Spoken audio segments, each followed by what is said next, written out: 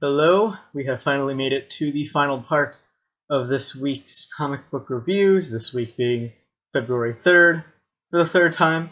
Um, Last two parts I reviewed a whole bunch of Marvel books. This part we're reviewing the rest, which is two Batman books and Paper Girl. So, jumping right into Batman and Robin Eternal, number, I want to say 18, because I read it and it's number 18. In this issue, we have the Robins going to Spiral, trying to enlist them in order to help them break the Ithacus Code, so that Mother would be unable to take control of a sizable number of the child population of the planet and make them do her bidding. Meanwhile, David, who is trapped in, who is being held prisoner in Spiral, tells Harper the rest of the story about Batman's night with Mother all of those years ago, and that is a big chunk of this book as well, is seeing the events from the last issue continue. So we still have Batman versus Orphan, and eventually we get to the point where Mother shows Batman everything, like her entire plan, shows Batman who she was planning to kill in Gotham to become the next Robin and everything, and it seems that Batman is powerless to stop it, and we find out why David is telling this story to Harper and what significance it has to her. So we get some pretty cool, I don't know, I like the art in this book. I like the way Batman is drawn. He's big and imposing, and looks like he could beat you up. There's, I mean, I'm not sure. The backstory does have a lot, like it does add a lot to the narrative so far. It adds more ripples, if not outright twists, to a lot of the characters that we've seen already in the events of the book.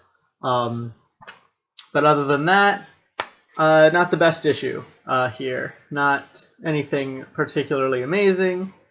Just kind of moving the story, the A story with Ithacus ahead, while the B story with Harper does get a little bit more interesting. I will give it that. Harper does gain a new dimension, even though she's not really acting in this. She's kind of listening, but does tell us more about her than you'd expect, probably. So that is Batman and Robin Eternal. Moving on to Batman Europa, issue number 4, the final issue of this little limited series here. And I want to like this book, but it's a weird sort of problem I have with this issue in particular. The art, as always, is fantastic. As Batman and Joker are headed off to Rome this time, and they meet the person behind the Colossus virus and all that, which I guess I'll spoil in a way. It really does come out of nowhere. But we open in medias res with it coming down to Joker and Batman, the eternal struggle in the Eternal City. Because Rome is called the Eternal City, if you didn't know that. Now you know. And the two go to the Colosseum because it's Rome, and if you're going to have a final showdown, you might as well be at the Colosseum, where we find out who is behind everything, and it's Bane. Just out of freaking nowhere. It turns out that it was all Bane. Bane did it. And his reasoning is very convoluted and doesn't make much sense, and it really kind of gets worse from there, plot and narrative-wise. And it's still gorgeous to look at, this book. I'll give it that, as it's always been in all 4 issues. Each is a spectacle, a treat for the eyes. But I don't think the story works. First of all, Bane is just, again, out of freaking nowhere. And then his plan is... It doesn't resonate as like, what's his motivation for doing this? It really just doesn't make any sense. And then the eventual resolution to the plan doesn't really make much sense. It makes a lot of sense if this were a single thing, if this were like an Elseworlds or something. Or if this were just not Batman and the Joker, if it were just kind of a buddy a buddy movie between like two other, two other diametrically opposed figures. Because the themes and the narrative conclusion and all that, it works with that. Like it works as a singular work. It reminded me a bit of Old Boy in a way, but I just rewatched Old Boy, so I just probably have that on the mind. And if you stick to this channel, you'll find out why I rewatched Old Boy within a few weeks. Anyway, so it works like that, even if it's still a very abrupt reveal. But it doesn't work in the context of Batman and the Joker. And I'm not going to completely explain why, because, I mean, it is a reveal. It is explanation that if you are interested, you should pick up the book to find out. So, yeah, it really falls flat. And it repeats a lot of things that we've seen in other Batman stories and seen done better in other Batman stories, too, by the end, in ways that aren't thematically weird in the overall Batman context. So yeah, it's just kind of a letdown. It, again, looks great. It works taken completely out of everything else Batman.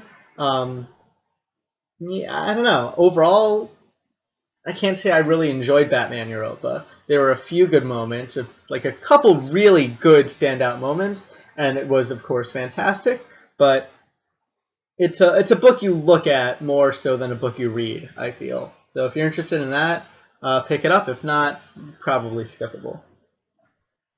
And the last book this week is Paper Girls, issue number 5, which end of the first arc of the book. And it definitely ends on a cliffhanger. It ends on a bang that makes you want the next issue pretty much next month or next week even.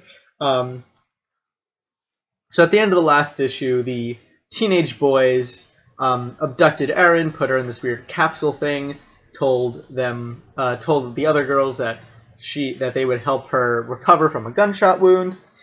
And with this issue, we begin with Erin in this weird sort of pod thing, being healed up by these bugs, in the care of the two teenagers who introduce themselves as Heck and Brolo.